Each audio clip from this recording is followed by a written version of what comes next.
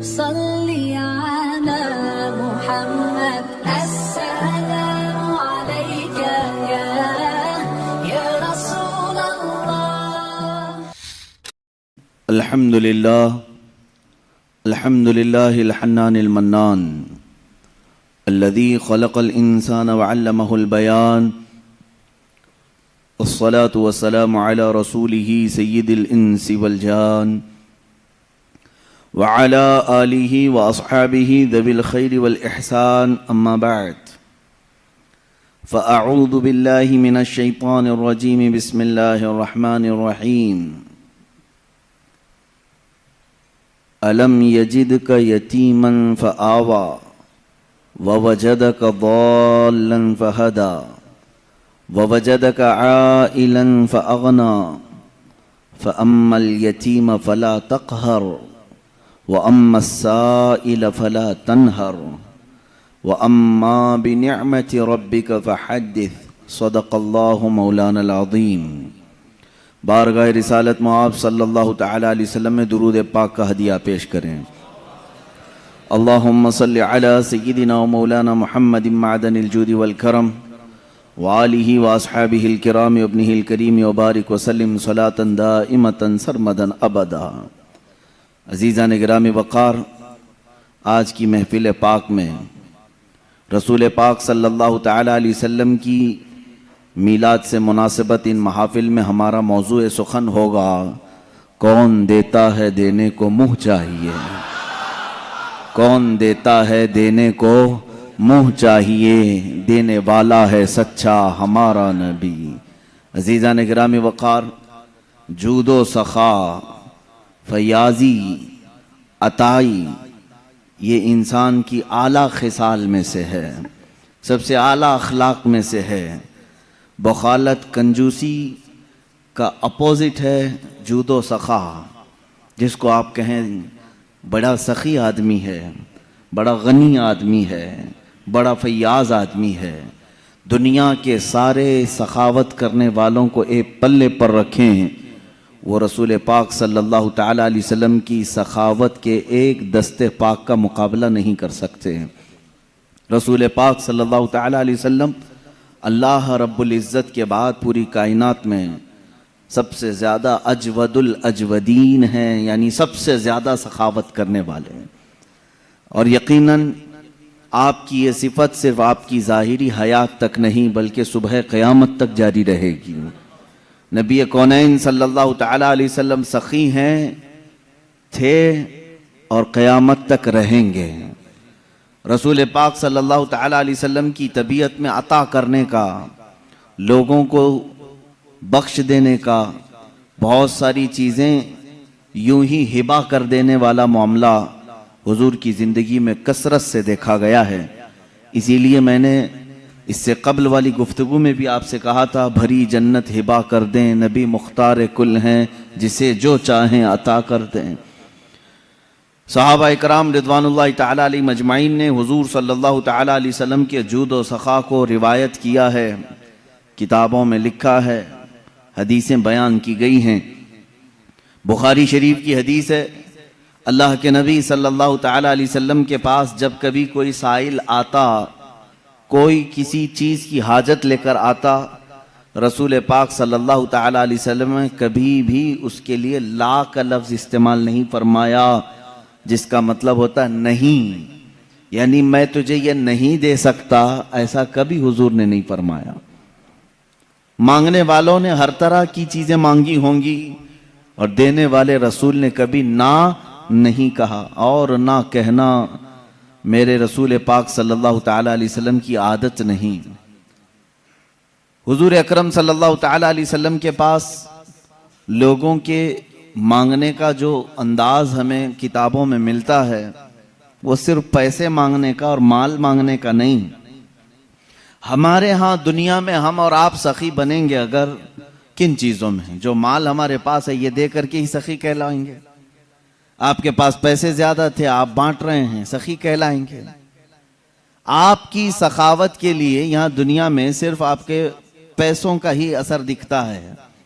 आप पैसे किसी को दे रहे हैं, या चलें इसकी बजाय आप राशन बांट रहे हैं तो सखी हो गए, या चले इसके अलावा आप अपनी जायदाद दे रहे हैं किसी को तो सखी हो गए, इसके अलावा क्या दे सकोगे? रसूल पाक सल्लल्लाहु ताला अलैहि वसल्लम के पास मांगने वाले सिर्फ जायदाद या सिर्फ माल या हिस्सी चीजें नहीं, बल्कि मांगने वाले अपनी बीमारियों की शिफा भी मांगते थे। अल्लाह के नबी सल्लल्लाहु ताला अलैहि वसल्लम वो भी दे रहे हैं। किसी ने औलाद मांगी, ये हमारे और आपके इख्तियार में नहीं है, लेकिन रसूल ने उसके लिए दुआ की, औलाद भी मिली। तो ये सखावत दुनिया में हम में से कौन कर सकता है? कोई आए अगर बच्चा मांगने के लिए, औलाद मांगने के लिए, तुम यही कहोगे कि माल है मेरे पास, माल दे देता हूँ, औलाद देना मेरा काम नहीं। रसूल पाक सल्लल्लाहु ताला अलैहि वसल्लम के पास जिन लोगों ने इन चीज़ों का सवाल किया, हुजूर ने उन्हें ना नहीं कहा, उनके लिए दुआएं फरमाई। कई ऐसे सहाबा हैं जिन्होंने अपने उन चीज़ों का सवाल किया है जिसका बराह रास्त अल्लाह से ताल्लुक़ है, लेकिन रसूल करीम सल्लल्लाहु ताला अलैहि वसल्लम ने ना नहीं फरमाया। ये इस बात की दलील है कि देने वाला हकीकी मालिक अल्लाह ही है, लेकिन रसूल के दरवाजे से अता करता है। एक साहबी, ये तिरमिजी शरीफ की हदीस है, वो आए हुजूर पाक सल्लल्लाहु ताला अलैहि वसल्लम की बारगाह में, अपनी आँखों का नाबीना थे, आँखों की शिकायत लेकर के आए। हुजूर अकरम सल्लल्लाहु ताला अलैहि वसल्लम से अर्ज़ करने लगे, मेरे आने जाने में बड़ी दिक्कत होती है, मैं नमाजों के लिए आ नहीं सकता और आँख मेरी बीना नहीं है, जिसकी वजह से बड़ी मुश्किलें हैं। हुजूर पाक सल्लल्लाहु ताला अलैहि वसल्लम ने उन्हें मस्जिद में 2 रकात नमाज अदा करने का हुक्म दिया और फरमाया, जा अल्लाह रब्बुल इज़्ज़त की बारगाह में यूं अर्ज़ कर कि अल्लाह मैं तेरे नबी के वास्ते से तुझसे आँख मांग रहा हूँ। उस सहाबी ने कहा, मैंने ऐसे ही कहा जैसे रसूल ने फरमाया था। मस्जिद के दरवाजे से बाहर नहीं निकला था कि मेरी आंखें रोशन हो चुकी थीं। अब ये आँख देना भी अल्लाह के हबीब सल्लल्लाहु ताला अलैहि वसल्लम के इख्तियार में है। मेरे अजीज़ों, हकीकी अता करने वाला मालिक अल्लाह ही है, लेकिन रब तबारक व ताला मुसब्बिबुल असबाब है, पूरी कायनात को उसने असबाब में रखा है। अगर कोई तुमसे ये कहता है ये तो शिर्क है किसी और से मांगना, अल्लाह ही से मांगना चाहिए, अल्लाह ही देता है। मेरे अजीज़, अल्लाह रब्बुल इज़्ज़त का दस्तूर ये है, वो किसी भी चीज़ का मोहताज नहीं। वो चाहता तो बराह रास्त तुमको आसमान से उतार देता, माँ और बाप के होने की ज़रूरत क्यों पेश आई तुम्हारे? वो अल्लाह ताला पूरी कायनात को असबाब में रखा है। एक औरत एक मर्द के इख्तिलात से बच्चा दुनिया में आता है, ये सबको मालूम है कि अल्लाह माँ और बाप का मोहताज है। बगैर माँ बाप के भी अल्लाह बच्चा पैदा कर सकता है, लेकिन उसने कायनात का निज़ाम असबाब पर रखा है। तुम्हें वो चाहे तो अनाज सीधे बारिश बरसा करके दे दे, लेकिन नहीं, उसने असबाब पर रखा है कि तुम जमीन के अंदर एक बीज बोओगे, वो कोंपल की शक्ल में उगेगा, फिर पौधा आएगा, फलियां होंगी, अनाज आएगा, फिर काटोगे, फिर घर में अनाज आएगा। ये इतने मराहिल से जो गुजारा जा रहा है, क्या अल्लाह इस चीज का मोहताज है? नहीं, मोहताज नहीं, लेकिन उसका कानून है, वो दुनिया की तमाम चीजों को असबाब पर रखा है। अजीजा ने गिरामी, उसने कुरान भी हमें डायरेक्ट नहीं दिया, चाहता तो पूरे इंसानों को ऐसी कुरान सुना देता, नहीं, बल्कि अपने नबी के सीने के वास्ते से कुरान पहुंचाया है। ईमान हम तक रसूल के जरिए से आया। इन तमाम चीजों में जब तुम्हें कोई शक व शुबा नहीं होता, तो फिर रसूल पाक सल्लल्लाहु ताला अलैहि वसल्लम की बारगाह के मुतालिक अगर हम ये कहें, वहां से शिफा भी मिल सकती है, औलाद भी मिल सकती है, मालो मता भी मिल सकते हैं, तो फिर शिर्क और बिदात और खुराफात के फतवे क्यों याद आते हैं? यहां पर भी यही फार्मूले पे अमल करो। देने वाला हकीकी मालिक अल्लाह ही है, लेकिन जिस तरह वो बारिश बरसाने के लिए फरिश्ता रखा है, हवा चलाने के लिए फरिश्ते रखा है, पूरी कायनात को रिस्क तकसीम करने के लिए अपना महबूब क्यों नहीं रखेगा? रसूल पाक सल्लल्लाहु ताला अलैहि वसल्लम का दर यकीनन ये अल्लाह का ही दर है। बखुदा खुदा का यही है दर, नहीं और कोई मफर मकर जो वहां से हो यहीं आके हो, जो यहां नहीं तो वहां नहीं।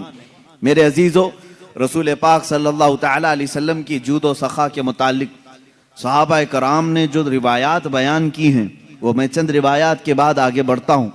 मिसालों के जरिए से, दलाइल के जरिए से आपको मैं बताता हूँ।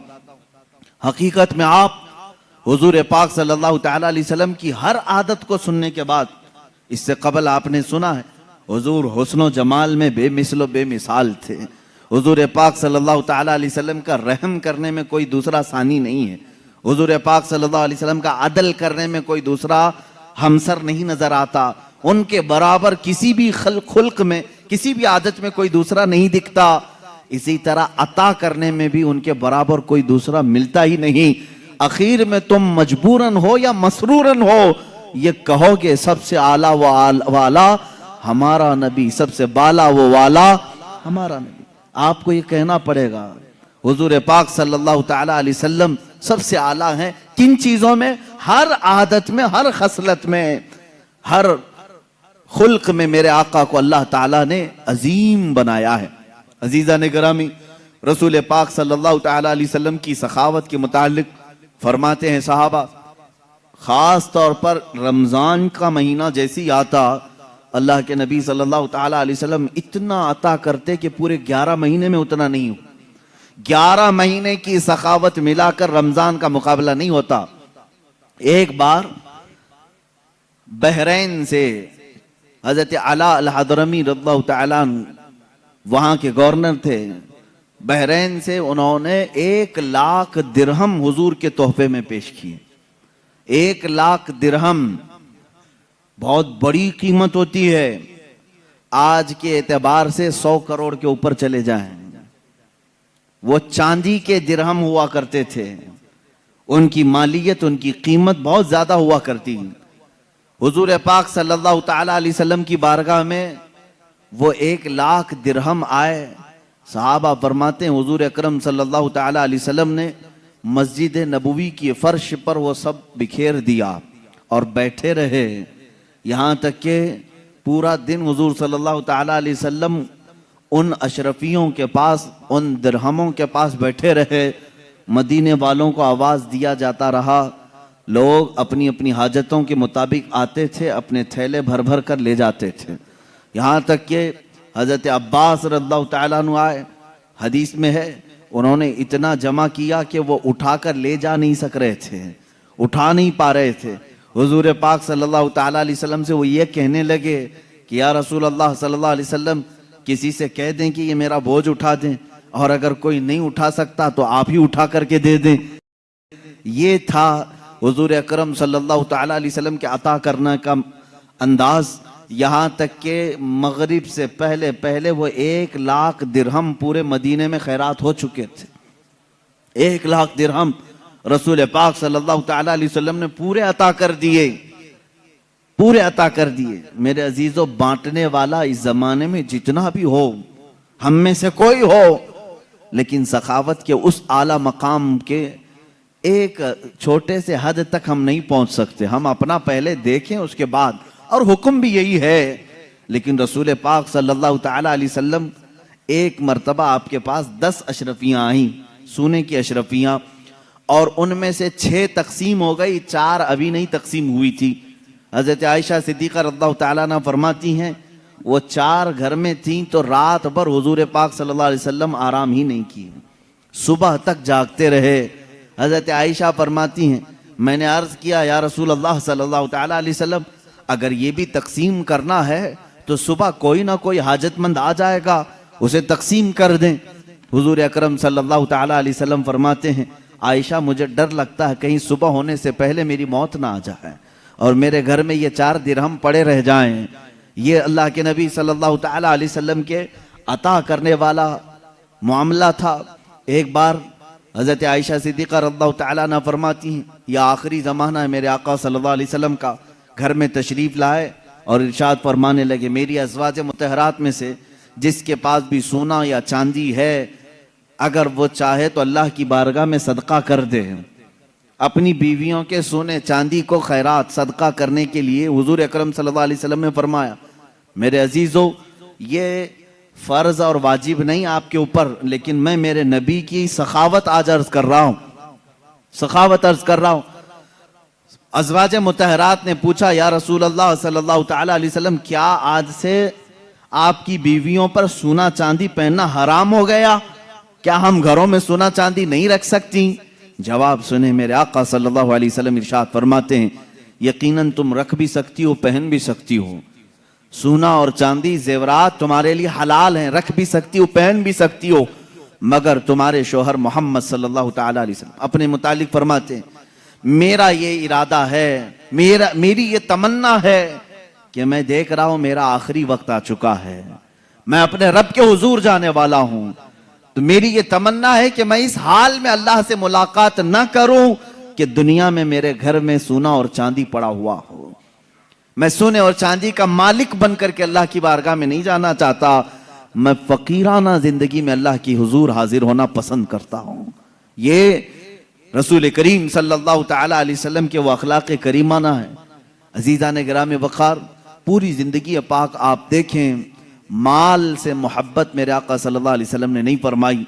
हाँ, आपके लिए कदरे ज़रूरत, बल्कि आप जिंदगी में इस्लाम की रविश पर चलते हुए करोड़ों कमा लें, इस्लाम उसको नाजायज़ नहीं कहता, लेकिन अगर तुम्हारे ऊपर माल की मोहब्बत का गलबा आ गया, वो गालिब आ गया, तो यहीं से तुम्हारी बर्बादी के भी दिन शुरू हो जाते हैं। कभी ऐसा अगर दिल में आने लग जाए कि माल पूरा मेरे पास है, ज़कात निकालूं कि नहीं निकालूं, समझ जाना कि माल ने तुम्हारे दिल पर गलबा कर लिया है। तुम्हारे पास 100 रुपये थे, 5 रुपये कोई सवाल करने वाला आ गया था, तुम्हारे दिल में ये ख्याल आने लग जाए 5 इसको दूं या ना दूं, तो समझ लो कि गलबा तुम्हारे दिल पर माल का आ गया है। 95 पर फिर तुम यानी काने नहीं हो, कनात नहीं कर रहे हो, सबर नहीं है तुम्हें, 5 के जाने पर भी सबर दिल में नहीं आ रहा है, तो समझ लो कि दिल में मोहब्बत माल के गलबा पा चुका है। यहीं से बुराइयों के असरात शुरू होते हैं। जिस दुनिया की और जिस माल की मजम्मत शरीयत में आई है, वो हर माल की नहीं है। आप कमाओ, खूब कमाओ, लेकिन ऐसे ही जैसे समंदर में कश्ती तैरती है, समंदर में कश्ती तैरती है, जब तक कश्ती पानी के ऊपर चल रही है उसकी जिंदगी है, उसकी बका है, लेकिन पानी अगर कश्ती के अंदर आ गया तो पानी में वो कश्ती गर्क हो जाती है, डूब जाती है। तुम दुनिया में रहो, तुम दुनिया में रहो, माल जितना चाहे कमा लो, लेकिन तुम्हारे अंदर दुनिया आ गई तो डूब जाओगे, गर्क हो जाओगे। अब ये कैसे पता चलेगा कि मेरे अंदर दुनिया भर गई है या नहीं भरी?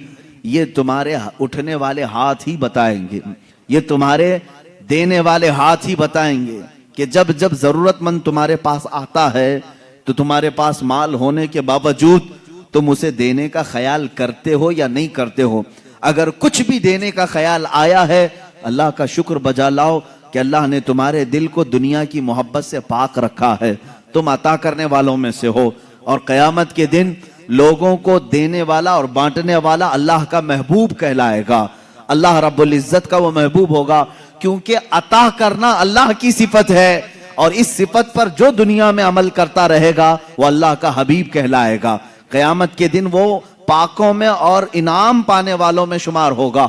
आज इन हालात से हम गुजर रहे हैं, हम देखते हैं प्रैक्टिकली देने वाले जो मामलात हैं, अगर दिल पर तुम्हारे बोझ लगता है किसी को दे करके, या फिर देने के बाद एहसान जताने वाला जज्बा आता है, समझ लो कि तुम्हें दुनिया ने जकड़ रखा है, तुम्हें दुनिया ने अपने घेरे में ले रखा है। हुजूर पाक सल्लल्लाहु ताला अलैहि वसल्लम की बारगाह में सहाबा ने सवाल किया था, दुनिया में ताकतवर चीज क्या है? तो ये हदीस लंबी है। आपने फरमाया था कि दुनिया में बहुत ताकतवर चीज पहाड़ है, लोहा है। हुजूर पाक सल्लल्लाहु अलैहि वसल्लम ने फरमाया लोहा है। सहाबा ने कहा क्या इससे भी ज्यादा सख्त कोई चीज है? कहा उससे ज्यादा सख्त आग है, आग लोहे को भी जला देती। कहा आग से भी ज्यादा सख्त कोई चीज है दुनिया में? कहा पानी है, पानी आग को बुझा देता है। पानी से भी ज्यादा ताकत किसी के पास है? आपने फरमाया हवा के अंदर है। हवा दुनिया की सबसे ज्यादा ताकतवर, और वो बड़ी बड़ी चीजों को उखाड़ फेंकती है अगर जोश में आ जाए। उसके सामने क्या दरख्त, क्या इमारतें, सब हेच हैं। पानी वो तबाही नहीं ला सकता जो हवा ला सकती है। फिर साहबा ने पूछा क्या हवा से भी ज्यादा सख्त और ताकतवर कोई है? अब अल्लाह के नबी सल्लल्लाहु अलैहि वसल्लम ने फरमाया हाँ, एक चीज है, और उससे ज्यादा ताकतवर कोई चीज नहीं। पूछा साहबा ने वो क्या है? हुजूर पाक सल्लल्लाहु तआला अलैहि वसल्लम फरमाते हैं हवाओं से ज्यादा ताकतवर वो हाथ है कि उससे दे तो दूसरे को खबर ना हो। वो हाथ सबसे ज्यादा ताकतवर है कि बंद मुट्ठी में दिया दूसरे हाथ को खबर नहीं हुई। वो दुनिया का सबसे ताकतवर तरीन हाथ है। ये इखलास के साथ जो अल्लाह की बारगाह में दिया गया है वो हाथ कीमती है। अजीजा ने गिरामी वकार, सखावत इंसान के लिए क्या दर्जा रखती है हदीस से सुन लो। हुजूर सल्लल्लाहु तआला अलैहि वसल्लम ने फरमाया सखावत जन्नत के दरख्तों में से एक दरख्त है। क्या है? दरख्त है सखावत। सखावत तो कोई हार्ड लफ्ज में नहीं कह रहा हूं, सबको मालूम है। देने वाले आदमी को उसको दानी आप कहते हो अपनी जुबान में, बहुत दानी है, दयालु है या फयाज है या सखी है। सखावत जन्नत के दरख्तों में से एक दरख्त है और उसकी शाखें दुनिया में फैली हुई हैं। यह हदीस है। हुजूर सल्लल्लाहु अलैहि वसल्लम फरमाते हैं अब दुनिया में जिसने उसकी शाख पकड़ ली, जो दुनिया में सखावत किया, गोया कि उस दरख्त की शाख को उसने पकड़ लिया। मेरे आका फरमाते हैं ये शाख उसे अपनी जड़ तक जन्नत में ले जाएगी। वो पकड़ लिया है शाख को और ये शाख उसे अपनी जड़ जो जन्नत में दरख्त है वहां तक ले जाएगी। और मेरे आका सल्लल्लाहु अलैहि वसल्लम ने फरमाया बुखालत, कंजूसी, माल को दबा करके रखना, इसके भी 3 दर्जे हैं अलग अलग। बुखालत अलग अलग किस्म की है। एक बुखालत तो यह है कि अपने पे तो खर्चा करता है लेकिन दूसरों को नहीं देता। अपने पे खर्च करता है दूसरों को नहीं देता, यह भी बखील है। एक उससे भी आला किस्म का बखील है, डेंजर किस्म का कंजूस, ना दूसरों पे खर्च करता है ना अपने पे खर्च करता है। वो फिर क्यों माल कमाता है? वो ऐसा ही कुत्ता है जो बैल के चारे पे बैठा हुआ है। बैल के चारे पे बैठने वाला कुत्ता मालूम है? घास पे। बैल घास खाता है, बकरी घास खाती है, लेकिन कुत्ता उस चारे पे बैठा हुआ है, ना बकरी को खाने देता है ना खुद खाता है। कुत्ता घास नहीं खाएगा और ना बकरी को खाने देगा। इस तरह बहुत सारे कुत्ते बैठे हुए हैं। अब लफ्ज अगर सख्त लग रहा है तो माफ करें, लेकिन यह हकीकत है। जो इस तरह के माल पर जमे बैठे हुए हैं वो उसी कुत्ते की तरह हैं जो ना खुद खा सकते हैं ना दूसरे को खाने देते हैं। तो ये बुखालत का आला दर्जा है। और ये क्या है बुखालत? हदीस पाक में है बुखालत दोज़ख के दरख्तों में से एक दरख्त है, जहन्नम के दरख्तों में से एक दरख्त है। उसकी शाखें दुनिया में फैली हुई हैं। जिसने कंजूसी की, जिसने बुखालत की, उसने उस बुखालत के दरख्त की शाख को पकड़ लिया। अब ये शाख उसे अपने जड़ जहन्नम तक लेकर जाएगी, वो दोज़ख तक उसे ले जाएगी।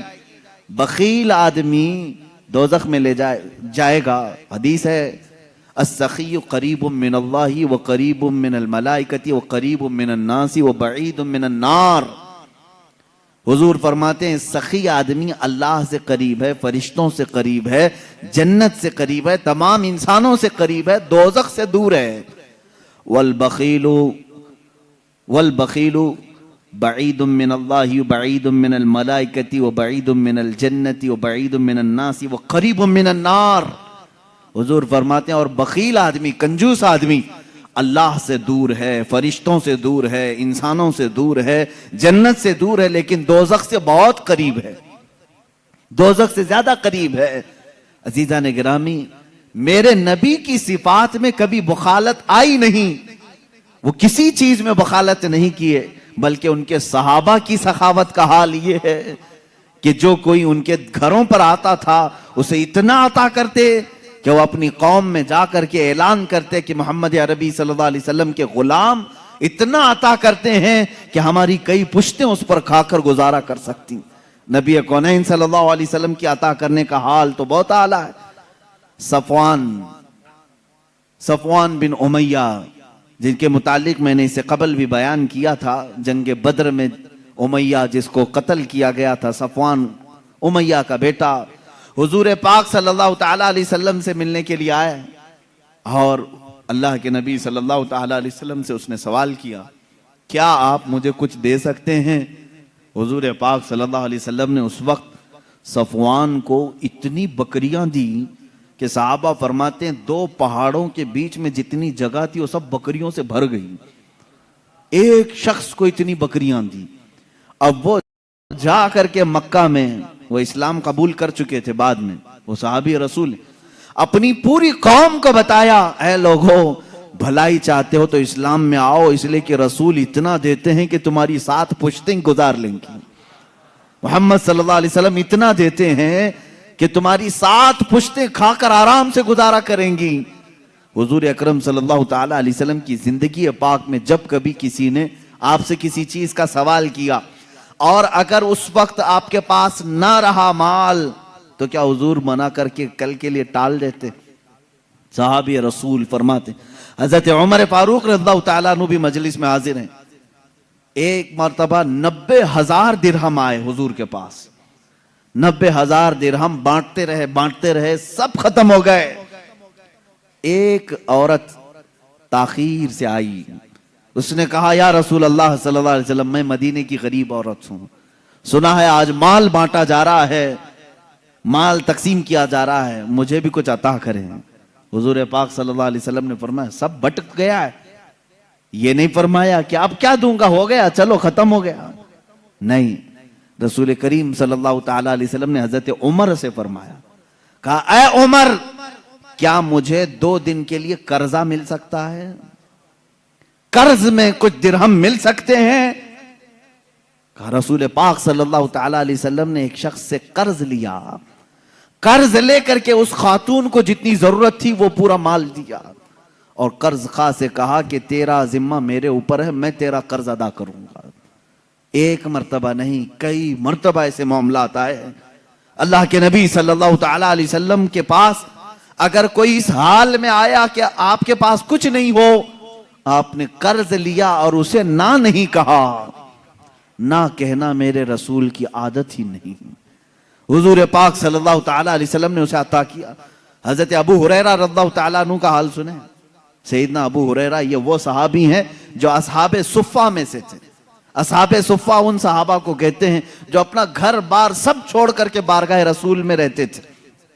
मस्जिद नबवी से लग करके एक कट्टा था जिस पर एक छोटी सी छत बनाई गई थी छप्पर की, उसके नीचे 70 सहाबा रहते थे। उनका घर भी वही था, उनकी कुल जहां वही थी। उनका खाना पीना क्या था? हुजूर पाक सल्लल्लाहु ताला अलैहि वसल्लम की बारगाह में कुछ भी सदका आ जाए तो यही 70 सहाबा को हुजूर पेश कर देते। हुजूर सदका नहीं इस्तेमाल फरमाते। हजरत अबू हुरैरा फरमाते हैं, एक मर्तबा ऐसा हुआ कि 2 दिन तक खाने को कुछ आया ही नहीं, कुछ नहीं मिला। हजरत अबू हुरैरा कहते हैं, मैं मस्जिद से बाहर निकल आया रोड पर, यानी रास्ते पर, मैं ये देखने के लिए कि हुजूर अगर बाहर निकलेंगे तो पेट को कुछ राहत मिल जाएगी। कैसी राहत? खाने की नहीं। हजरत अबू हुरैरा फरमाते हैं, सहाबा का मामूल ये था, अगर शिद्दत की भूख लगती तो क्या करते थे जानते? चेहरे रसूल को देखते थे।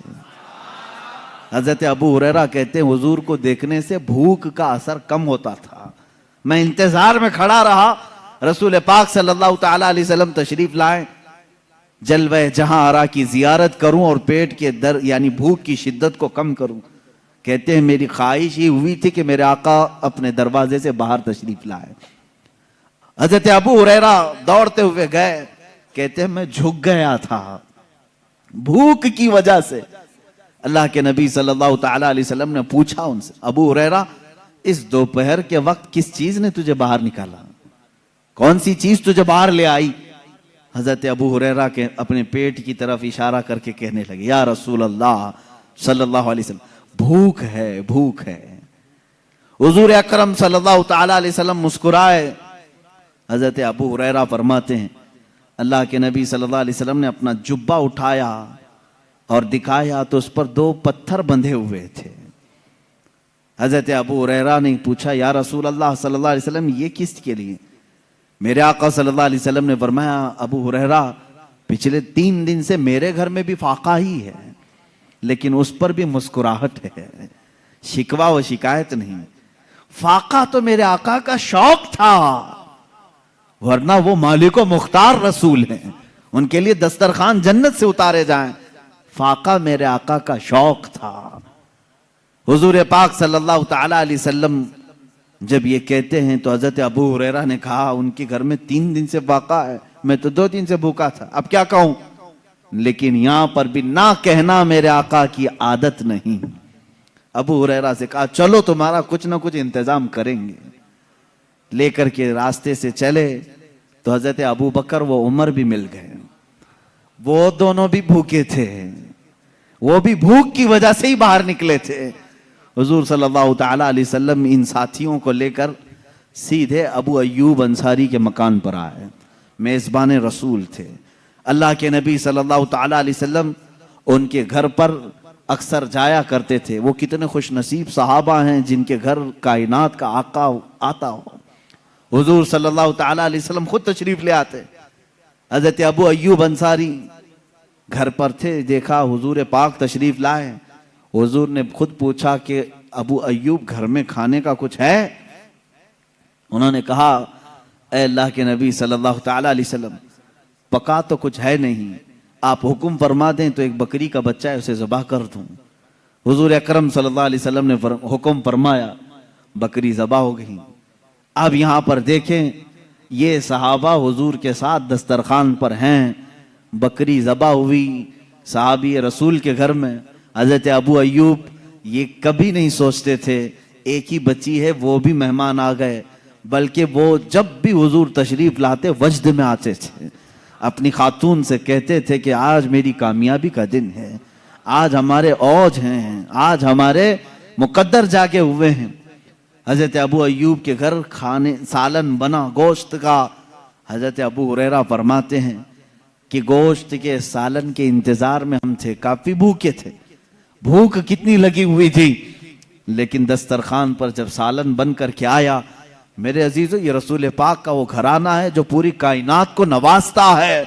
लेकिन खुद अल्लाह के हबीब सल्लल्लाहु ताला अलैहि वसल्लम ने सादगी को पसंद फरमाया है। यह आपका फख्र था।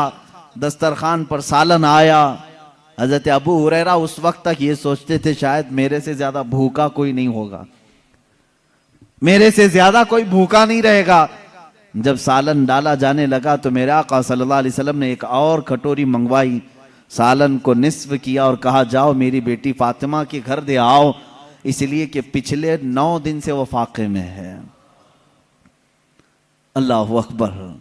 ये लजपाल घराना, सखी घराना, ना कहना उनकी आदत नहीं। कुरान ने तो उनकी फजीलत में आयत नाजिल की, वयुतइमून अत्ताम अला हुब्बिही मिस्कीनन व यतीमन व असीरा।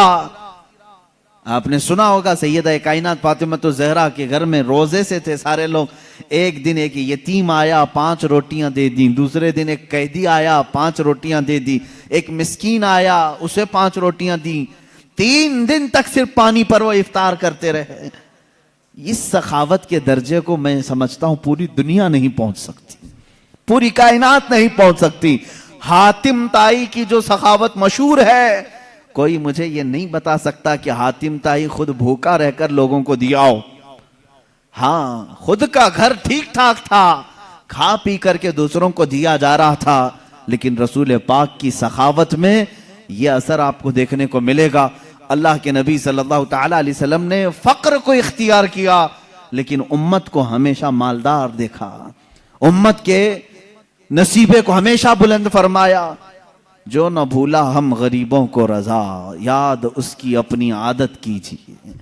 मेरे अजीजों, बाज लोगों को ये गलत फहमी ना हो जाए, रसूल पाक सल्लल्लाहु ताला अलैहि वसल्लम अगर मालिक व मुख्तार थे तो पैबंद लगा लिबास क्यों पहनते थे? खजूर के रहते, सोने की कुर्सी पर बैठते। आप मुझे बताओ, उस सुन्नत पर अगर उम्मत को अमल करना होता तो क्या करती? हुजूर की हर सुन्नत पर अमल करने की ख्वाहिश उम्मती की है या नहीं? मेरे आका जैसे जैसे करते थे उसको सुन्नत कहते हैं। अगर रसूल पाक बड़े आलीशान महल बनाते और सोने की कुर्सी लेते तो मुझे बताओ इस सुन्नत पर कितने लोगों का अमल हो सकता था? हुजूर की पूरी जिंदगी ऐसी आदतें हैं कि बगैर छत वाला गरीब भी मेरे आका की सुन्नत पर अमल कर सकता है। हुजूर की सुन्नतों पर अमल करना हर उम्मत के लिए आसान है। इसीलिए मेरे आका सल्लल्लाहु ताला अलैहि वसल्लम ने हाई प्रोफाइल की जिंदगी इख्तियार नहीं की, क्योंकि उम्मत पर दुश्वार ना हो, उम्मत मेरी अदाओं पे और सुन्नतों पे अमल करने में दुश्वारी महसूस ना करे। अब आए अल्लाह के नबी सल्लल्लाहु ताला अलैहि वसल्लम जो बे इंतहा अता करते थे, बेहिसाब नवाजते थे, उसकी चंद मिसालें मैं अर्ज करूं। बारगाह रिसालत मुआब सल्लल्लाहु ताला अलैहि वसल्लम से किसको क्या मिला है, ये वो लोग बताएंगे जिनको मिला है।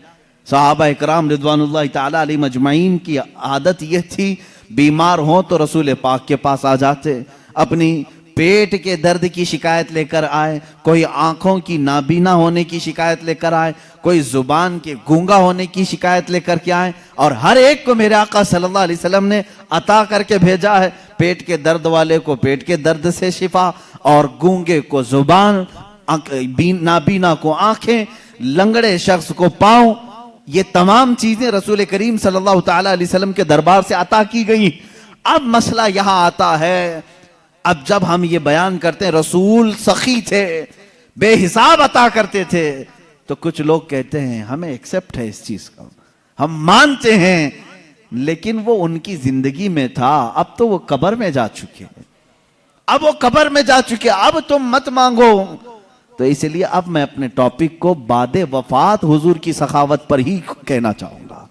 हुजूर की वफात के बाद वो क्या क्या अता करते हैं। मेरे अजीजों, मिसालें यहां हमारे पास जितनी मौजूद हैं किताबों में, हुजूर की हयात से ज्यादा वफात के बाद की हैं, क्योंकि मेरे आका सल्लल्लाहु ताला अलैहि वसल्लम अपनी जाहिरी हयात में 63 साल तक रहे, लेकिन वफात होकर के अब 14 सदियां करीब आ गई हैं, यानी 1390 साल से ज्यादा करीब करीब हो गए। अल्लाह के हबीब सल्लल्लाहु ताला अलैहि वसल्लम की इतने लंबे अरसे में क्या उम्मत को कभी कुछ नहीं मिला वहां से? जिसको नहीं मिला होगा वो अलग बात है, लेकिन जिनको मिला है वो वक्त के ताजदार हैं, मुहद्दिसीन हैं, फुकहा हैं, उलमा हैं, जिनके झूठ बोलने के मुतालिक कभी उम्मत तसव्वुर नहीं कर सकती। इतने सारे लोगों ने रिवायत किया है मेरे आका सल्लल्लाहु ताला अलैहि वसल्लम की अता के सिलसिले में। हाफिजुल हदीस मोहम्मद इब्ने मुनकदिर रदी अल्लाह ताला बड़े हदीस के हाफिज हैं। हाफिज कहते हैं जिसको 1 लाख से ज्यादा हदीसें याद हो, ये मुहद्दिस हैं। हाफिज मोहम्मद रहमहुल्लाह ये फरमाते हैं, मदीने तैयबा में हम रहते थे, मेरे बाप के पास एक शख्स ने 80 दीनार या 80,000 जो भी है 80 दीनार अमानत के तौर पर रखा, और वो तिजारत की गरज से या फिर किसी काम की गरज से बाहर चला गया, और उसने मेरे बाप से कहा था कि जब मैं आ जाऊं तो मुझे मेरी अमानत वापस कर देना, लेकिन जब तक तेरे पास है चाहे तो तू इस्तेमाल कर लेना, इजाजत अगर दिया है अमानतदार तो आप अमानत का इस्तेमाल कर सकते हैं, लेकिन जब वो वापस आए तो उसे अमानत लौटा दी जाए। हाफिजुल हदीस मोहम्मद रहमहुल्लाह फरमाते हैं मेरे बाप को 80 दीनार दिए उस शख्स ने, और फिर वो चला गया। मेरे वालिद ने जरूरियात के मुताबिक खर्च कर लिया। उन्होंने सोचा वो लंबा वक्त लगेगा आने के लिए, उसे तकरीबन पूरे 80 दीनार खर्च हो गए। इत्तेफाक ऐसा कि वो बहुत जल्दी वापस आ गया, और उसने सवाल किया कि मैंने जो अमानत आपके पास रखी थी वो मुझे वापस देते हैं।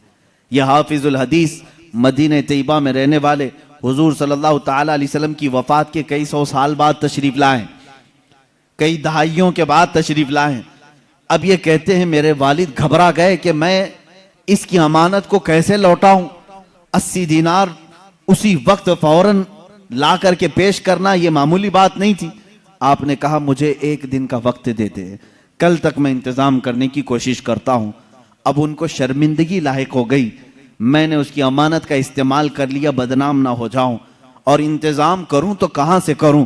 हाफिजुल हदीस रहमहुल्लाह फरमाते हैं मेरे बाप सीधे कब्र रसूल के पास आ गए, रोज़े रसूल के पास बैठकर रोने लगे, और मैंने देखा जोहर से असर तक, असर से मगरिब तक, मगरिब से इशा, इशा से फजर तक वो वहीं कब्र रसूल के पास बैठे रहे, रोते थे, बार बार बारगाह रसूल सल्लल्लाहु ताला अलैहि वसल्लम से इतना कहते थे कि मेरे आका मेरी इज्जत की हिफाजत कर लें, मेरी लाज रख लें, मैंने वो अमानत खर्च कर दी, अब मेरे पास देने की ताकत नहीं।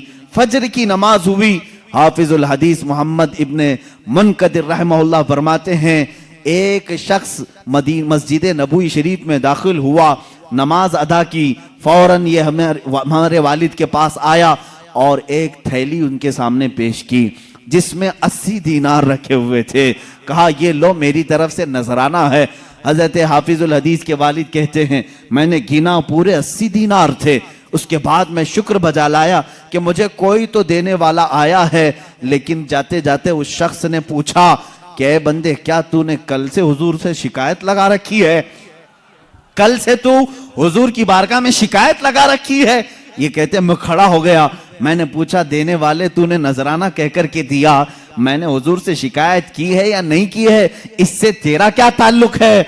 वो कहता है बात दर हकीकत ये है कल मेरे रात में मेराज हो गई, मेरे आका तशरीफ लाए ख्वाब में और तेरी तरफ मुझे इशारा करके बताया कि उस शख्स को 80 दीनार की जरूरत है, तू अपने घर से ले जाकर दे दे, ये तेरा कर्ज मेरे ऊपर रहेगा।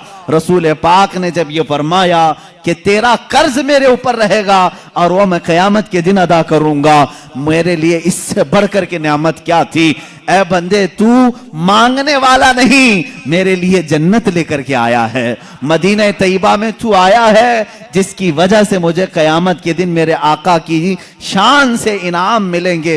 अजीज़ान गिरामी हाफिजुल हदीस रहमतुल्लाह ताला अलैह फरमाते हैं मैंने वफाते रसूल के बाद भी कब्र रसूल से सखावत को देखा है, जूदो सखा को देखा है। कौन देता है देने को मुंह चाहिए, देने वाला है सच्चा हमारा नबी। मेरे आला हज़रत फाजिल बरेलवी रहमतुल्लाह ताला अलैह मेरे आका सल्लल्लाहु ताला अलैहि वसल्लम की बारगाह में इसी चीज का हवाला देते हुए कहते हैं हुजूर पाक सल्लल्लाहु ताला अलैहि वसल्लम की बारगाह में मांगेंगे मांगे जाएंगे, मुंह मांगी पाएंगे। सरकार में न ला है न हाजत अगर की है, यहां अगर मगर पे भी नहीं दिया जाता और ना भी नहीं कहा जाता।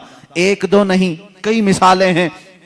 एक मर्तबा हाजियों का एक काफिला हज के लिए निकला, उसमें एक गरीब आदमी को खिदमत के लिए उन्होंने रख लिया, उसका नाम बर्रा था। बर्रा शख्स हाजियों के खिदमत के लिए निकला था। अब गरीब आदमी सेठों की खिदमत कर रहा था, हज हुआ, जाहिर सी बात है अमीरों का जैसे हज हुआ गरीब का भी हज हो गया। गया था खिदमत के लिए, जैसे आज भी टूर वालों के साथ बावर्ची चले जाते हैं उनका भी हज हो जाता है। खाना पकाने के लिए गए थे लेकिन हज भी हो गया। अब हज होने के बाद मदीने आए तो सारे सेठों ने मिलकर उसका मजाक उड़ाया, कहा बर्रा तू तो तुफैली हज कर लिया, पैसे तो कुछ लगाया नहीं, हमारी खिदमत के लिए आया और हज हो गया, पता नहीं तेरा कबूल हुआ भी कि नहीं हुआ। गरीब को ताना मत दो मेरे अजीजों, उसके दिल पर यह चोट लगी, दिल पर बहुत गहरा असर हुआ। गरीब हो मालदार नहीं लेकिन हज तो किया है ना। लेकिन उन अमीरों ने ये कहा कि तेरा हज कबूल हुआ कि नहीं हुआ। वो रोने लगा और रोते रोते बारगाह रसूल में हाजिर हो गया। रसूल पाक सल्लल्लाहु ताला अलैहि वसल्लम की कब्र अथर के पास बैठा रहा और रोते रोते ज़ोहर हो गई। उसने कहा आका आपकी उम्मत के गरीब को लोगों ने छेड़ा है, क्या आपका गरीब बेसहारा बेकस बेयारो मददगार रहेगा? उसके हज के मुतालिक लोग सवाल कर रहे हैं, पैसे वाले सवाल कर रहे हैं। दुनिया ने देखा कब्र रसूल सल्लल्लाहु ताला अलैहि वसल्लम के किनारे से एक चिट्ठी बरामद हुई जिस पे लिखा हुआ था बर्रा बरी मिनन नार व क़ुबिल अल हज, बर्रा जहन्नम से आजाद है, इसका हज कबूल हो चुका है। जो लोग बयान किए उन्होंने देखा लेकिन किसी को ये नहीं खबर कि चिट्ठी आई कहां से। मेरे अजीजों फुक़हा मुहद्दिसीन उलमा असातीन मिल्लत सलफ़े सालिहीन का अकीदा ये था या रसूल अल्लाह तू जिंदा है वल्लाह, तू जिंदा है वल्लाह, मेरी चश्मे आलम से छुप जाने वाले मेरे आका सल्लल्लाहु ताला अलैहि वसल्लम आज भी जूदो नवाल के बादशाह हैं, सखावत के आला तरीन मनसब पर फाइज हैं। आज भी वो उसी तरह देते हैं जैसे कल दिया करते थे और सुबह क़यामत तक नवाजते रहेंगे।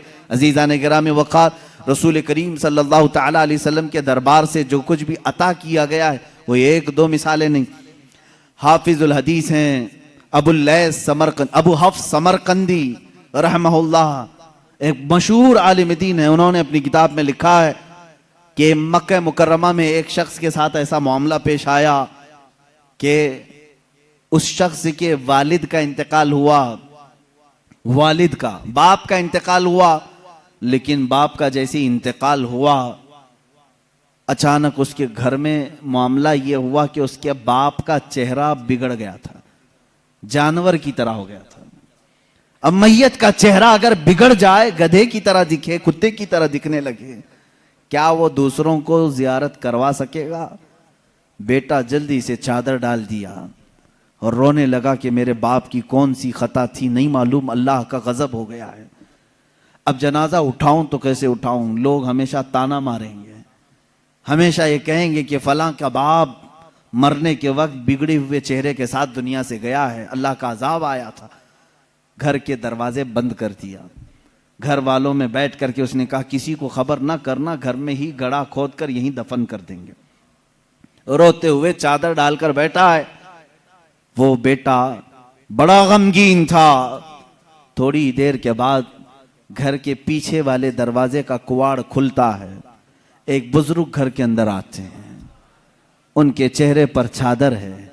वो सीधे चलते चलते उस मरे हुए आदमी के पास आए, चादर उनके सर से हटाई, अपना हाथ उसके चेहरे पर फेरा, फिर चादर डाल दी और इस बेटे के पास आए।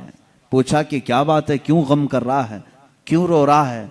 कहा आप कौन है, कहाँ से आए? मैं तो नहीं जानता, लेकिन बात तो ये है कि मेरे बाप इंतकाल कर गए, उनका चेहरा बिगड़ गया है, मैं इसी गम में रो रहा हूं और आप खुदा के वास्ते किसी को ना बताएं।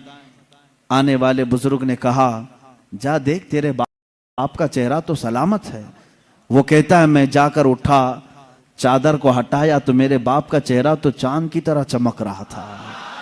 अभी मैं इसी खुशी में गम के मारे पहले रो रहा था, अब खुशी के मारे आंसू आ गए। ऐ अल्लाह, तूने मेरे बाप की इज्जत रखी, मेरे घर की इज्जत रखी, मैं अभी इसी गम इसी खुशी के आंसुओं में था। आने वाले वो बुजुर्ग वापस जा चुके थे, दरवाजे तक पहुंचे थे। मैं दौड़ते हुए गया, उनका दामन पकड़ा। आपने ये मुझ पर एहसान किया, आप फरिश्ते हो या अल्लाह के वली हो, कौन हो जो मेरे घर पर इतना बड़ा एहसान किया? आने वाले बुजुर्ग ने कहा अना मुहम्मदुन रसूलुल्लाह सल्लल्लाहु अलैहि वसल्लम। कहा मैं मोहम्मद अल्लाह का रसूल हूं।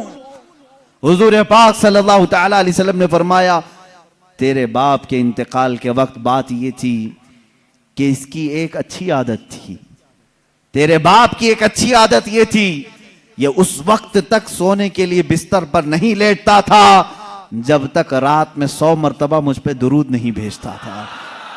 हर रात 100 मरतबा ये दुरूद भेजता, फिर सोता। लेकिन उसकी एक खता थी, एक गुनाह था इसका, लेकिन बाप का गुनाह मैं बेटे को नहीं बताऊंगा। मेरे आका सल्लल्लाहु तआला अलैहि वसल्लम ने छुपाया। उस गुनाह से अल्लाह नाराज था, जिसकी वजह से उसका चेहरा बदल गया। यह मक्का मुकर्रमा की बात है, मक्का मुकर्रमा की बात है। इसकी वजह से उसका चेहरा बदल गया। तेरे बाप का रोजाना पड़ा हुआ दुरूद जो फरिश्ता मेरे बारगाह तक पहुंचाता है, उस फरिश्ते ने मुझे खबर की कि अल्लाह के रसूल आपके फला गुलाम के साथ गजब हो गया है, अल्लाह ने अजाब नाजिल किया, उसका चेहरा बिगड़ गया है।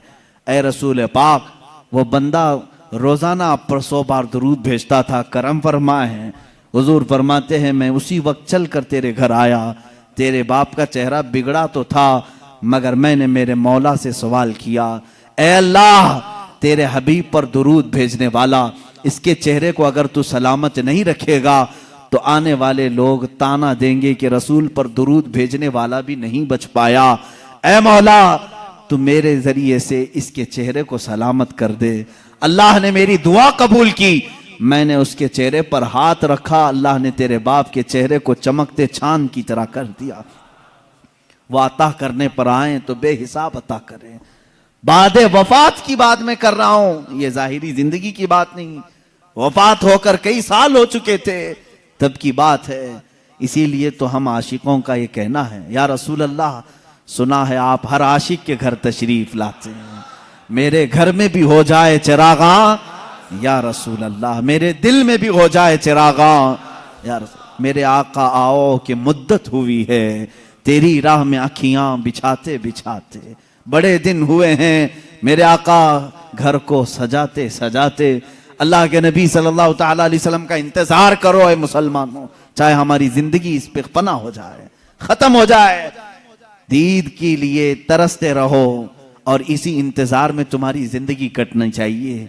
अब की रात आए कि तब की रात आए, जब ये रातें जिंदगी की कट जाएं, वो रात तो जरूर आएगी जो कब्र की पहली रात होगी, वहां तो दीदार करोगे इंशाअल्लाह, लेकिन उस दीदार के इंतजार में अपनी जिंदगी काटो। ये नहीं कि अपनी आंखों को हसीनाओं की गलाजत से भर लो, गंदी तस्वीरों से गंदी फिल्मों से अपनी आंखों को दागदार कर लो।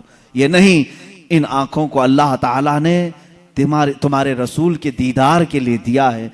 इसीलिए शहजादा आला हजरत ने यूं कहा है, तुम्हें न देखा तो किस काम की हैं ये आंखें, उन्हें न देखा तो किस काम की हैं ये आंखें, कि देखने की है सारी बहार आंखों में, कुछ ऐसा कर दे मेरे किरदगार आंखों में, हमेशा नक्श रहे रूए यार आंखों में, हमेशा नक्श रहे रूए यार आंखों में। मुफ्ती आजम हिंद तो ये फरमाते हैं कि तुम अपने आंखों में जलवे रसूल ऐसा बसा लो, ऐसा बसा लो कि कब्र के दिन, कब्र की रात में फरिश्ते जब आए सवाल करने के लिए, तो मुफ्ती आजम फरमाते हैं फरिश्ते जो पूछें कब्र में कि किसकी उम्मत हो, फरिश्ते जो पूछें कब्र में कि किसकी उम्मत हो, तो आप जवाब क्या कहते हैं?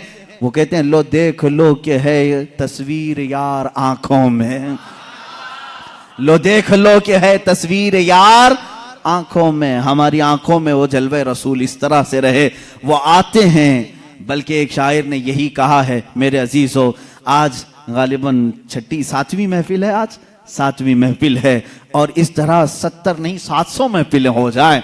हम इन महफिल के मुतालिक हमेशा, मैं भी, मेरी आदत ये है, मैं ये कहता हूँ क्यों महफिल सजा रहे हो, क्यों बैठ रहे हो, रोज क्यों सुनने आ रहे हो, रोज हम क्यों सुनाने आ रहे हैं? हमारा मकसद ये है वो आएंगे, आते होंगे, अभी आएंगे, वो आएंगे, आते होंगे, अभी आएंगे, यही सोच के हमने महफिल को सजा रखा है। हमारा अकीदा यही सोच के हमने महफिल को सजा रखा है। रसूल करीम सल्लल्लाहु ताला अलैहि वसल्लम जब अता करने पर आते हैं तो बेहिसाब अता करते हैं। गमगीन उम्मतियों की फरियाद रसी के लिए भी आते हैं। जिस उम्मती ने जब फरियाद किया मेरे आका वहां तशरीफ लाए। आपको मालूम है अल्लाह के नबी सल्लल्लाहु ताला अलैहि वसल्लम की एक और बात मैं बता दूं, मशहूर जमाना कसीदा मौला या सल्ली वसल्लिम दाइमन अबदा अला हबीबिका खैरिल खल्क़ि कुल्लिहिम। तकरीबन मेरे आका सल्लल्लाहु ताला अलैहि वसल्लम की वफात के भी 700 साल बाद आने वाले इमाम शरफुद्दीन बोसीरी, ये वो अजीम बुजुर्ग हैं, मद्दाह रसूल हैं। तकरीबन 170 अशार में इन्होंने कसीदा लिखा है जिसमें मेरे आका के हर अज़ू की तारीफ की है। जिस तरह आप अगर हिंदुस्तान का कोई बोसीरी देखना चाहते हैं, हिंदुस्तान का शरफुद्दीन बोसीरी देखना चाहते हैं, तो बरेली के इमाम अहमद रजा को देखें, जिसने अपने नाथिया कलाम में रसूल पाक के हर अज़ू को पिरो करके मोतियों की तरह सजाया है, इमाम शरफुद्दीन बोसीरी। और हद तो यह है मेरे अजीजों, वहाबियों की, नजदियों की, सल्फियों की हुकूमत आई जिन्होंने इश्क़ रिसालत मआब सल्लल्लाहु ताला अलैहि वसल्लम के खिलाफ न जाने कितनी बकवास की। लेकिन मुझे उस वक्त फख्र होता है जब मदीना रसूल जाते हैं और दरबार रसूल की जालियों पर अंदर जाने का जो दरवाजा है, उस दरवाजे के ताले पर, चाबी पर आज भी इमाम बोसीरी का कसीदा लिखा हुआ है, हुवल हबीबुल्लज़ी तुरजा शफाअतुहु लिकुल्लि हौलिम मिनल अहवालि मुक़तहिमी। पहले तो दीवारों पर लिखा हुआ था कसीदा, इन्होंने मिटाया क्योंकि इनके अकीदे के एतबार से शिरक था। 700 साल पहले आने वाले इमाम बोसीरी ने जब पुकार करके ये कहा था, या करमल खल्क़ि माली मन अलूज़ु बिही सिवा का इंद हुलूलिल हादिसिल अममी, ऐ मखलूक में सबसे अकरम रसूल तकलीफों में मेरे पास तुम्हारे सिवा है कौन, मुसीबतों में आपके अलावा मेरे पास कौन है जिसकी बारगाह में मैं फरियाद करूं तो मेरी फरियाद को पहुंचेगा। ऐ रसूल तुम्हारे अलावा कौन है। वलन यदीक रसूल अल्लाही जाहो कभी इदल करीम तजल्ला बिस्म मुंतकिमी। इमाम बूसीरी ने यह कसीदा कब लिखा था, इसकी तारीख में है। आप जवान आलिम दीन, आशिक रसूल, लेकिन अचानक लकवे ने हमला कर दिया, फालिज का असर आ गया। जब फालिज आ जाए तो मालूम है जिस्म बेकार हो जाता है, बिस्तर पर रहे। लकवे के असर से ऐसा कि दोस्तों ने दोस्ती छोड़ दी, लोग तो दूर होते ही हैं, बीमारों के अलावा, घर वालों के अलावा कौन रहे। ये बीमारी लंबी हो गई, हाथ पैर उठते नहीं थे, सोते सोते जिस्म के अंदर भी तरह तरह की तब्दीलियां आने लगी। एक जमाना हो गया ऐसे बीमारों के जब आंसू निकलते हैं तो सीधे मदीने पहुंच जाते हैं, जिनका दुनिया में कोई तबीब भी नहीं, जिनका दुनिया में कोई गम की दास्तान सुनने वाला नहीं, जिनकी दुनिया में कोई बोली सुनने वाला नहीं, ऐसे गरीब अगर सुनाते हैं तो सिर्फ मुस्तफ़ा को सुनाते हैं।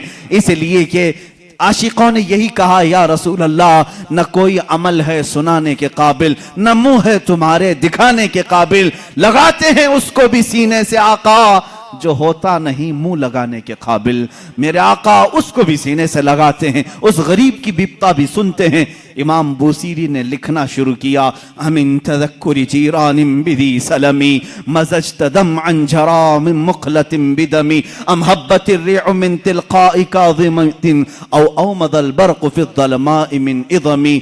ये कसीदा लिखते लिखते लिखते लिखते आंसुओं की लड़ियां इतनी कि बिस्तर नम हो गया, आंखें लग गई, बेदारी के आलम में लिख रहे थे, आंखें लग गई, नींद आ गई। और उस वक्त ख्वाब में मेरे आका तशरीफ लाए, कहा, ए बूसीरी, क्या तूने मुझे याद किया है। जब भी उम्मती दर्दे दिल से याद करे मेरे आका तशरीफ लाते हैं। इमाम शरफुद्दीन बूसीरी लिख रहे थे कसीदा कहां से, अल्हम्दुलिल्लाह मुंशिल खल्क़ि मिन आदमी थुम्मा अस्सलातु अलल मुख्तारि फिल क़िदमी। यहां से आपने कसीदा लिखा और आप फरमाते हैं कसीदे के शुरू में मैं चाहता था ये लिखें, मौलाया सल्ली वसल्लिम दाइमन अबदा, लेकिन मुझसे दूसरा शेर फिट नहीं होता था, दूसरा मिसरा बन नहीं पा रहा था। पूरे शेर लिख दिया, पहला ही शेर मुकम्मल नहीं हुआ, सो गया। ख्वाब में मेरे आका ने फरमाया, बूसीरी जो हमारी शान में लिखे हो जरा सुनाओ, जरा सुनाओ।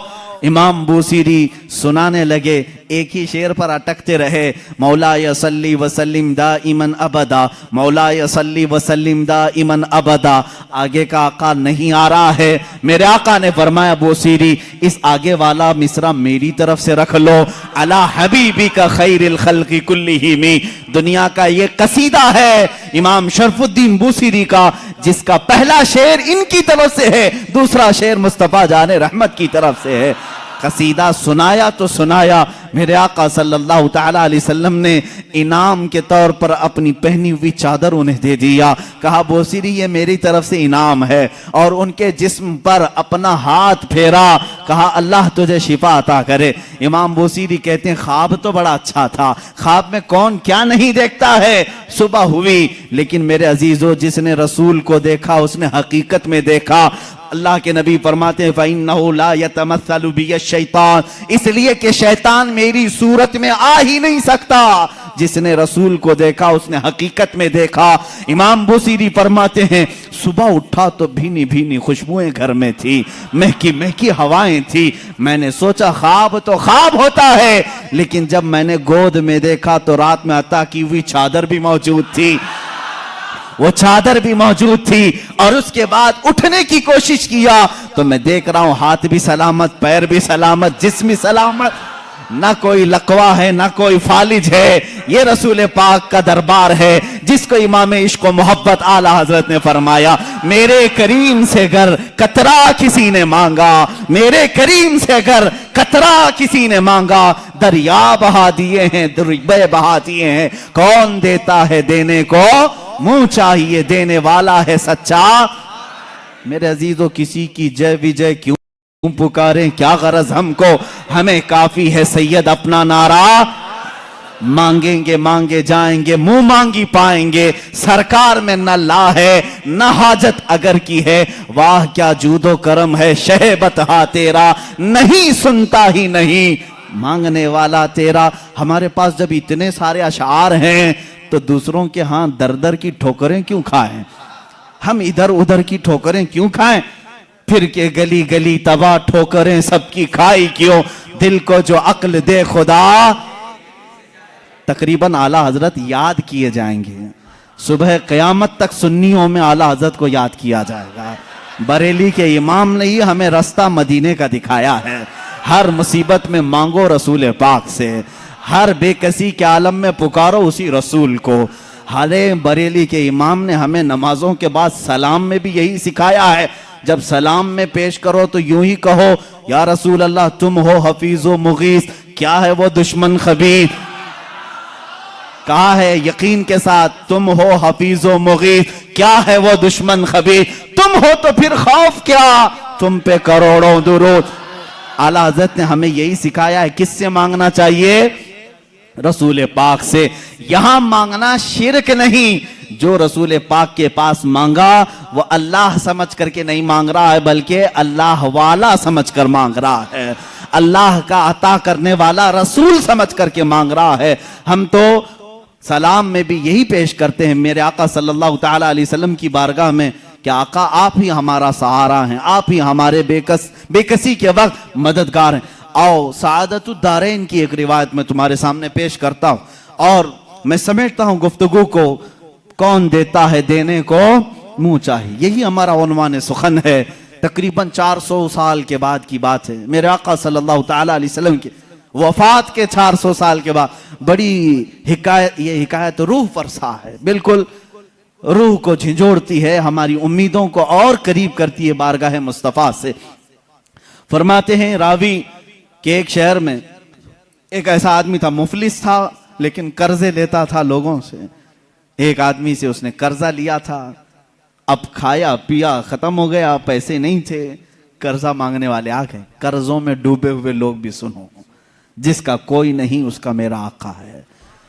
वो शख्स कर्जे तो लिया था लेकिन दे नहीं पा रहा था। अब जो कर्ज खा आदमी है उसने धमकियां दी, नहीं दिया। उसके बाद उसने मुकदमा कर दिया काजी के पास, कोर्ट में तलब हुआ। कोर्ट में जाने के बाद काजी साहब ने पूछा कि इसका तेरे ऊपर कर्जा है? कहा हाँ है। कब अदा करेगा? कहा देख रहा हूं। कहां से अदा करेगा? है ही नहीं कुछ भी। काजी ने कहा कल तक की तुझे मोहलत देता हूं, अगर तू नहीं अदा किया तो तुझे जेल में डाल दूंगा, जा कहीं से भी लेकर क्या इसका कर्जा अदा कर। उसने बहुत रिक्वेस्ट किया, मुझे और लंबा टाइम दे, मेरे छोटे बच्चे हैं, बीवी हैं, कौन देखेगा। काजी ने एक नहीं सुनी, दरबार से निकाल दिया गया। एक दिन का टाइम, ऐसा शख्स कहां जाए, रास्ते में रोते हुए जा रहा था। एक बुजुर्ग से मुलाकात हुई। उस बुजुर्ग ने पूछा क्यों रो रहे हो? कहा ऐसा ऐसा मामला है। कहां से लाऊं? उस बुजुर्ग ने कहा एक काम कर, घर में जा, जब रात हो जाए अकेला बैठ, ताजदार मदीना पर दुरूद भेज। रसूल पाक सल्लल्लाहु अलैहि वसल्लम को अपने गम की दास्तान सुना, कुछ ना कुछ तो हल वहां से मिल ही जाएगा। लेकिन यकीन के साथ वो गया, डूबते को तिनके का सहारा। वो घर आया, शाम को अपनी बीवी बच्चों को जब उसने सुनाया तो सब गमगीन थे। एक दिन के बाद अगर बाप उनका जेल में चला जाए, उसका शोहर जेल में चला जाए, तो उनका घर कैसे चले। रात के वक्त तन्हाई में बैठ करके वो रोने लगा, बहुत रोया। सुबह का वक्त करीब आ रहा था, ख्वाब में उसे रसूल करीम सल्लल्लाहु अलैहि वसल्लम की ज़ियारत हुई। कहाँ कहाँ मेरे आका को ढूंढोगे? मेरे आका ने सच फरमाया, उबगूनी फी दुअफ़ाइकुम, तुम्हारे गरीबों में, कमजोरों में मुझे तलाश करो।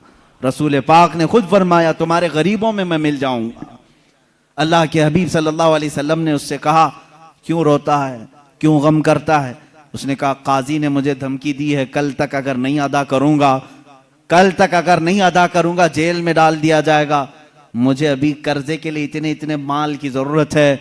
अल्लाह के नबी सल्लल्लाहु ताला अलैहि वसल्लम इरशाद फरमाते हैं, ए बंदे एक काम कर, शहर चला जा। शहर में जो बादशाह का वजीर है वो मेरा आशिक है, वो मेरा चाहने वाला है। उससे जाकर कह दे तुझे जितनी जरूरत है वो तुझे माल दे देगा। वो तुझे पैसे दे देगा। अब ये गरीब आदमी है, वजीर का दरबार बड़ा दरबार, इसने ख्वाब में ये पूछ भी लिया, आका अगर वो मुझसे सवाल करे तुझे रसूल पाक ने भेजा है तो मैं क्या दलील में बात करूंगा, दलील में मैं क्या चीज पेश करूंगा।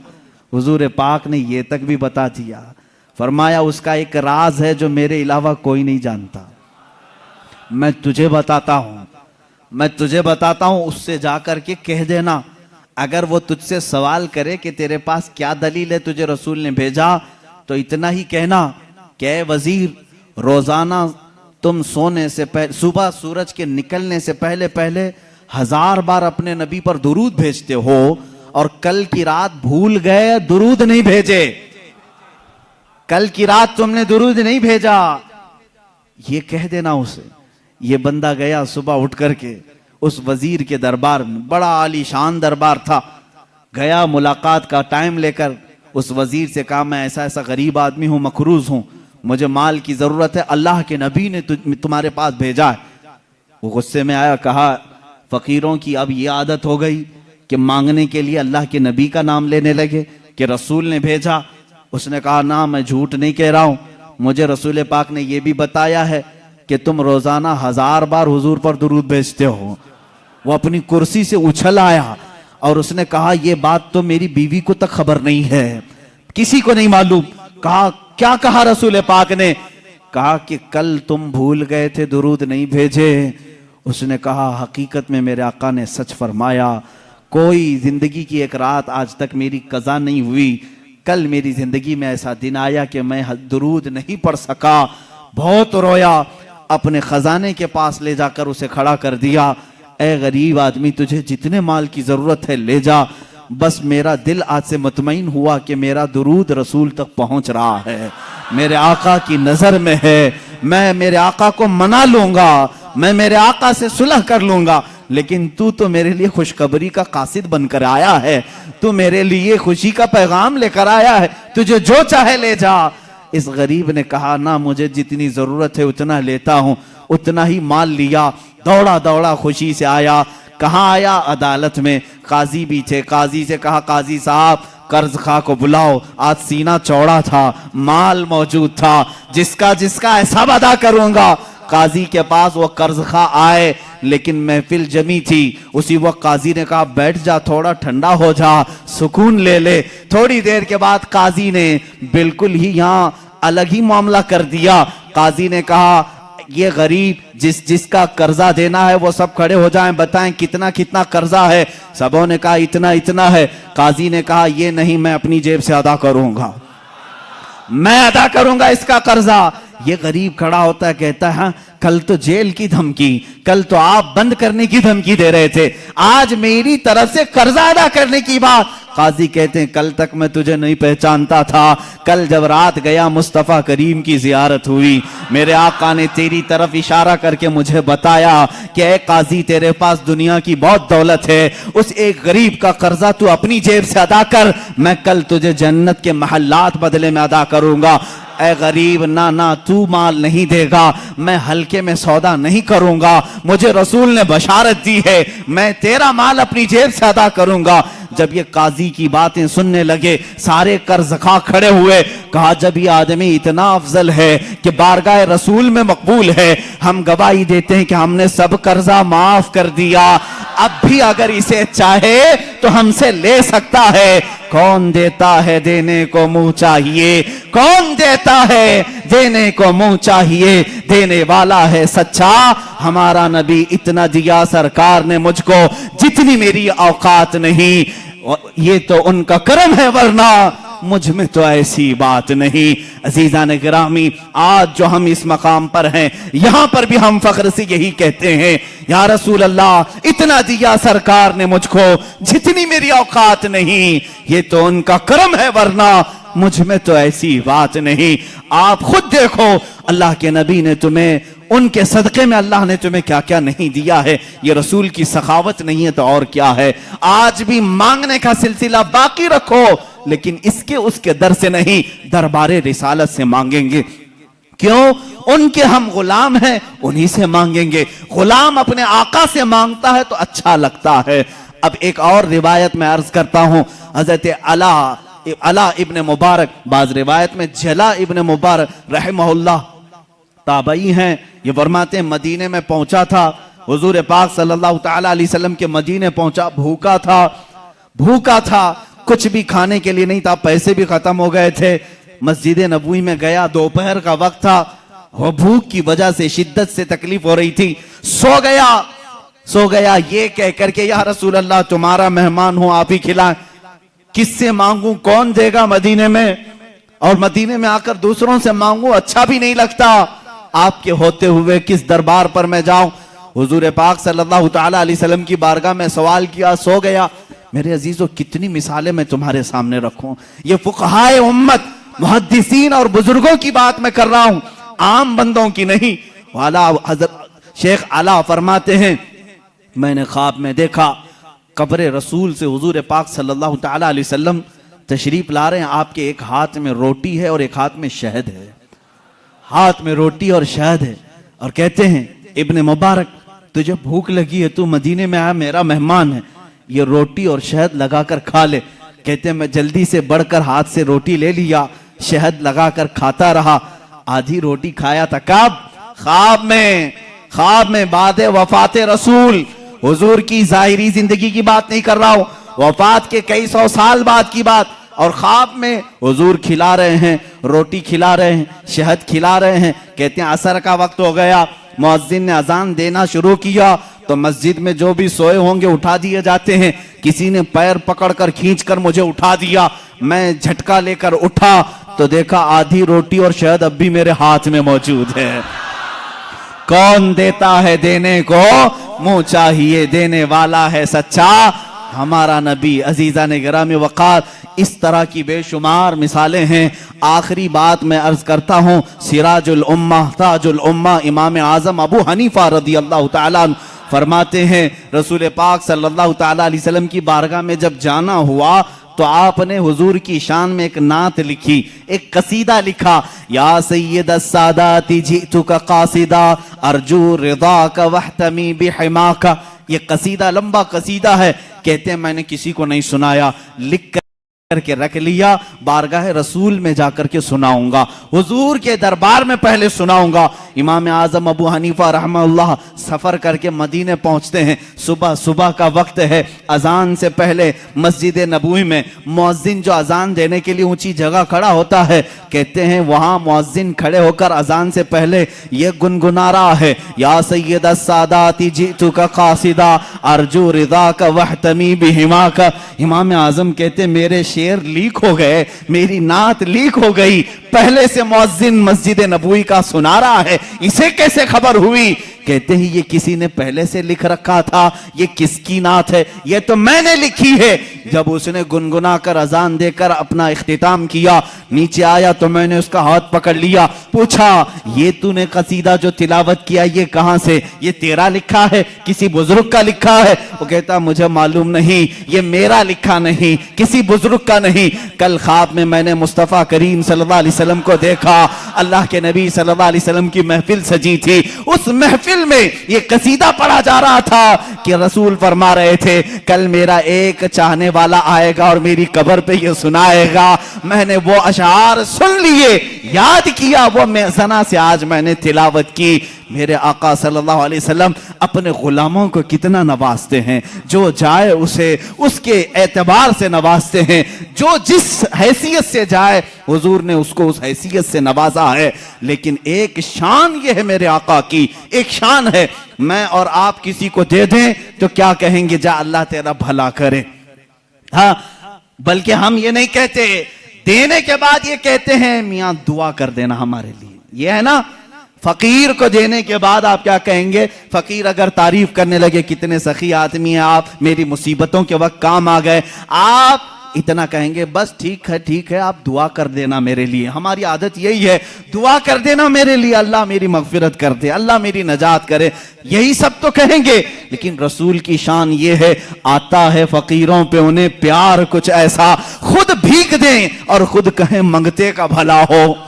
हुजूर जब देते थे ये नहीं कहते मेरे लिए दुआ कर, बल्कि खुद उसके लिए दुआ भी करते थे, जा तुझे अल्लाह और नवाजे और नवाजे। सरकार दो आलम सल्लल्लाहु ताला अलैहि वसल्लम की बारगाह में शायर इस्लाम ने सच कहा है, मंगता तो है मंगता कोई शाहों में दिखा दो, जिसको मेरे सरकार से टुकड़ा न मिला हो। आता है फकीरों पे उन्हें प्यार कुछ ऐसा, खुद भीख दें और खुद कहें मंगते का भला हो। अजीजा ने गिरामी वक़ार, आज की इस दर्दनाक कैफियत में मैं हमारा मावा वो मलजा, हमारा मस्कन और हमारा फरियाद रस तुम्हें बताना चाहता हूं। तुम दर दर की ठोकरें आज खा रहे हो, मजबूर हो, जलील हो गए हो, खार हो। उसकी वह की वजह है कि रसूल पाक के दरबार में लो लगाना छोड़ दिया। वो सहाबा थे, पैर में सूजन आ जाए तब भी कहते थे वाह मोहम्मद आ, या मोहम्मद आ, ए मोहम्मद सल्लल्लाहु अलैहि वसल्लम मदद के लिए आ जाए। उनके पैर में शिफा याबी मिल जाती, पैर सही हो जाता। ए उम्मत मुस्तफा के गयूर नौजवानों, आज मैं तुमसे ये कहना चाहूंगा, दुनिया तुम्हें खरीदने की कोशिश कर रही है, चंद सिक्कों में, चंद पैसों में। कोई इतना देकर अपना बना ले, कोई कुछ देकर अपना बना ले, लेकिन तुम्हारी शान ये होनी चाहिए, मुझे जहां सरकार से मिलता है उतना कोई दूसरा दे ही नहीं सकता, और मैं बाजार मुस्तफा का गुलाम हूं। मेरे आका ने मुझे जो खरीद करके अनमोल किया है, मेरी कोई दुनिया में कीमत नहीं लगा सकता। अब तुम्हारे पास एक ही रास्ता है, एक ही जरिया है। बहुत सारी औरतें सवाल करती हैं, बहुत सारे मर्द सवाल करते हैं, बच्चे हैं, किसी को कैंसर है, किसी को खतरनाक बीमारी है, कोई कर्जों में डूबा हुआ है, कोई औलाद के मामले को लेकर परेशान है, कोई जायदाद में, कोई मुकद्दमों में, कोई जेल में। दुनिया की हर परेशानी का इलाज ये है, बारगाह मुस्तफा की तरफ लो लगाओ, मेरे आका से सिफारिश करो, इल्तिजा करो, एक बार वो लब हिला दें, मेरा रब रहीम व करीम है, अपने नबी की लाज रखेगा। तुम्हारी हैसियत नहीं देखी जाएगी, तुम कितने नमाजी हो, कितने ज़काती हो, कितने बड़े हाजी हो, ये नहीं देखा जाएगा, बल्कि मौला ये देखता है मेरे हबीब ने इस बंदे की सिफारिश की है, ये जैसा भी है तैसा भी है, इसे गमों से आजाद कर दिया जाए। आखिर में मैं इमाम अहले सुन्नत फाजिल बरेलवी रदी अल्लाह ताला अन्हु के इसी शेर पर अपनी गुफ्तगू को खत्म करता हूं। या रसूल अल्लाह, तुम्हारे दरबार में पूरी उम्मत की मेरी जानिब से ये इल्तिजा है, तेरे टुकड़ों पे पले, गैर की ठोकर पे न डाल। या रसूल अल्लाह, तेरे टुकड़ों पे पले, गैर की ठोकर पे न डाल, झिड़कियां खाएं कहां, छोड़ के सदका तेरा। या रसूल अल्लाह, तू जो चाहे तो मैल मेरे दिल के धुले, तू जो चाहे तो मैल मेरे दिल के धुले, कि खुदा दिल नहीं करता कभी मैला तेरा। व आखिर दावाना अनिल हम्दुलिल्लाहि रब्बिल आलमीन।